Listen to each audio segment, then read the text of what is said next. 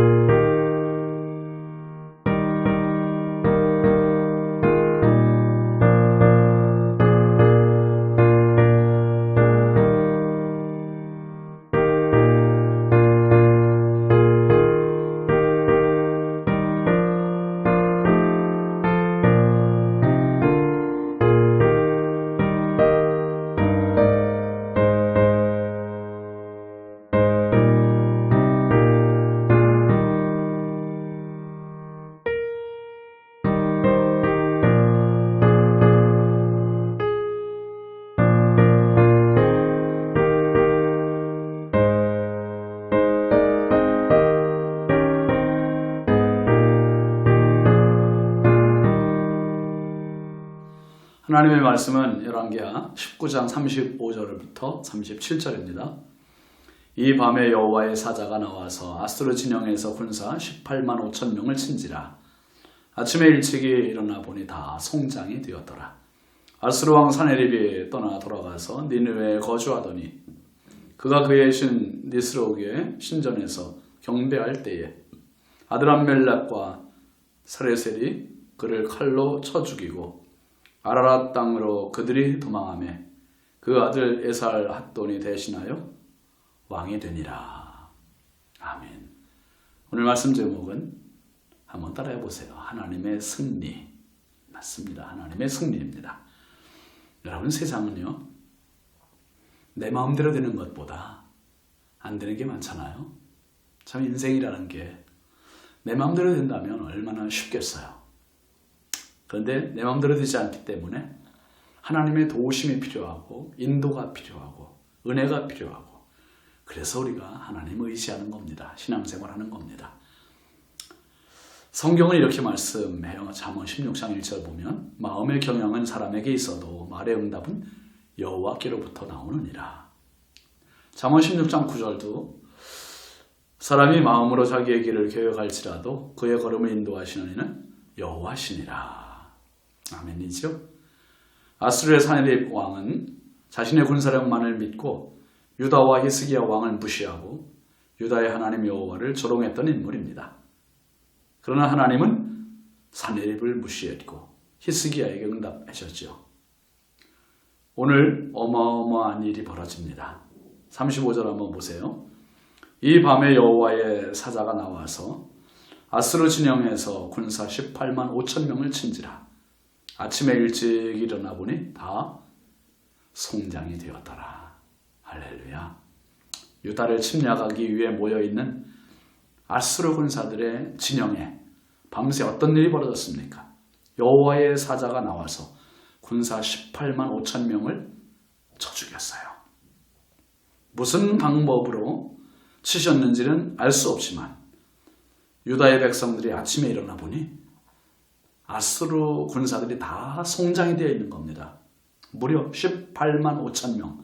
여러분 18,000명만 아니 1,800명 아니 180명만 돼도 어마어마하게 많은 숫자 아닙니까? 사람의 시체가 180명. 그런데 이게 18만 5천 명의 사람들이 송장이 되었대요. 유다 백성이나 히스기야 왕은 손가락 하나 움직이지 않고 대승을 거둔 겁니다. 누가 준 승리입니까? 네, 맞습니다. 하나님께서 주신 승리입니다. 하나님께서 말씀하신 대로 그대로 성취가 된 것이죠.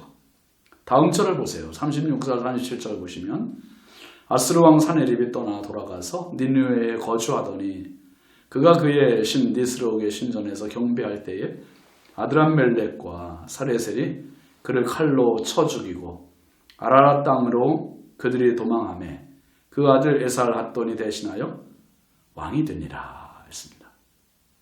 사네립은 얼마나 부끄러웠을까요? 도대체 밤새 어떤 일이 있었는지도 모른 채 군사 18만 5천 명을 잃었습니다. 여러분, 군주에게 군사를 잃는다는 것은 완패를 의미하고요. 그리고 군주에게 완패만큼 부끄러운 일은 없습니다. 군사가 있어야 왕이죠. 사네립은 유다의 성을 공격도 해보지 못하고 돌아갔고 자신들이 섬기는 신전에서 그만 두 아들의 칼에 맞아 죽었습니다. 이런 사실은 하나님의 말씀을 그대로 성취된 말씀입니다. 그 앞절에 그 열왕기하 19장 7절에 이런 말씀이 있었잖아요. 하나님께서 내가 한 영을 그의 속에 두어 그로 소문을 듣고 그의 본국으로 돌아가게 하고 또 그의 본국에서 그에게 칼에 죽게 하리라 하셨느니라 하더라. 그대로 이루어졌습니다. 또 19장 32절 33절도 보시면은 그러므로 여호와께서 아스루 왕을 가리켜 이르시기를 그가 이 성에 이르지 못하며 이리로 화살을 쏘지 못하며 방패를 성을 향하여 세우지 못하며 치려고 토성을 쌓지도 못하고 오던 길로 돌아가고 이 성에 이르지 못하리라 하셨으니 이는 여호와의 말씀이니라 했습니다. 전적인 하나님의 승리입니다. 이런 사건이 성경에 곳곳에 나타나잖아요. 출애굽하던 이스라엘을 뒤쫓아오던 애굽의 바로와 군사들을 하나님은 홍해에 모두 수장시키셨습니다. 출애굽기 14장 28절을 보시면 물이 다시 흘러 병거들과 기병들을 덮되 그들의 뒤를 따라 바다에 들어간 바로의 군대를 다 덮으니 하나도 남지 아니하였더라 했습니다. 하나도 남지 않았다. 그 다음에 출애굽기 14장 30절에도 보면 그날에 여호와께서 이같이 이스라엘을 애굽 사람의 손에서 구원하시매 이스라엘이 바닷가에서 애굽 사람들이 죽어 있는 것을 보았더라. 송장을 목격한 거예요. 또 기드온을 통해서 미디안 군사 13만 5천 명을 죽이신 사건 역시 마찬가지고요. 남유다의 네 번째 왕 여호사밧도 암몬의 침략에 대해서 하나님을 찬양하는 찬양대를 앞세워 나갈 때 하나님께서 하나님의 복병을 두어 암몬 군사들을 무찌르셨어요. 역대하 20장 24절 보시면 유다 사람이 들 망대에 이르러 그 무리를 본즉 땅에 엎드려진 시체들 뿐이요 한 사람도 피한 자가 없는지라 했습니다.